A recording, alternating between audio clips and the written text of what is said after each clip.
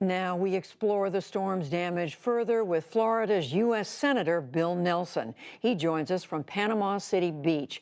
Senator, thank you for talking with us. I know you've seen hurricanes before. How does this one compare? This is the largest one, the most difficult one that, and certainly in my lifetime, to hit the Panhandle of Florida. I think you'd have to compare the destructive force to that of Hurricane Andrew that hit South Miami-Dade County back in '92. But this one, fortunately, did not hit a populated part of its most destructive forces, which were east of Panama City.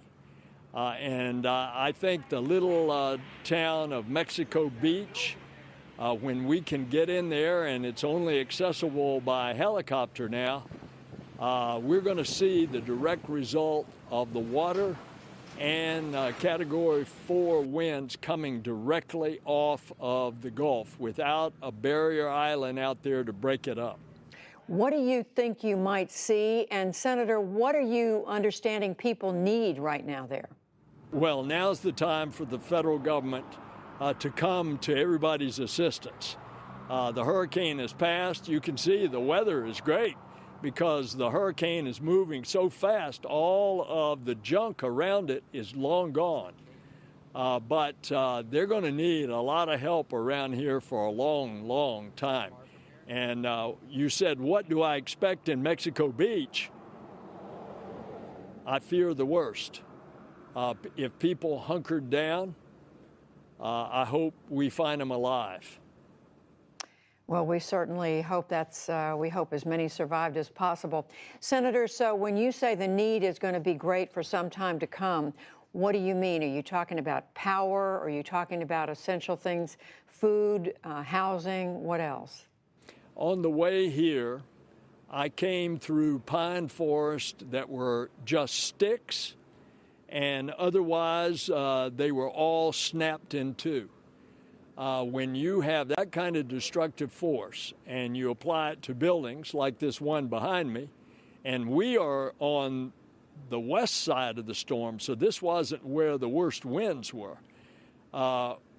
People are going to need housing, they're going to need food. It's going to take some time to get electricity up because electricity, all the lines are down. This place will be completely dark once the sun goes down. And that's what we're facing, what typically you would find in a hurricane after the hurricane is passed. So are you confident, Senator, that FEMA, the Federal Emergency Management Agency, the federal government is going to be able to do what's necessary? Well, it has to. Certainly, I hope it doesn't do for the Panhandle of Florida what it did in Puerto Rico, because they were treated as second-class citizens. But FEMA, if it's on the ball, it won't do the second-class job.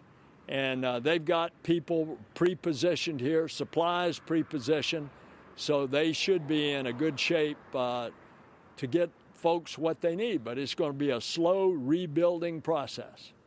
And Senator, what about inland in Florida? We know the storm moved quickly up through the Panhandle and on into Georgia. Are you hearing, what are you understanding about the rest of the state? Well, I can tell you, since the interstate was shut down, I had diverted to go into Georgia and go around the destruction. And even up into Georgia, as far as Bainbridge, the trees were all over the road that finally we had to give up and turn around and come back to the interstate, and finally the interstate opened up, and then I was able to get south into Panama City.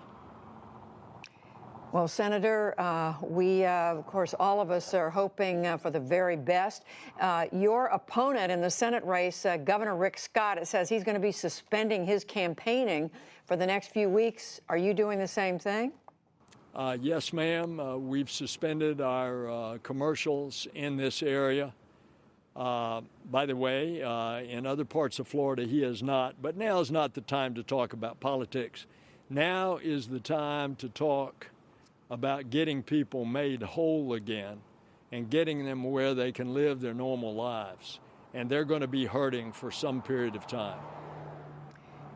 Senator Bill Nelson, thank you very much, and wishing everybody there the very best with this recovery. Thanks, Judy.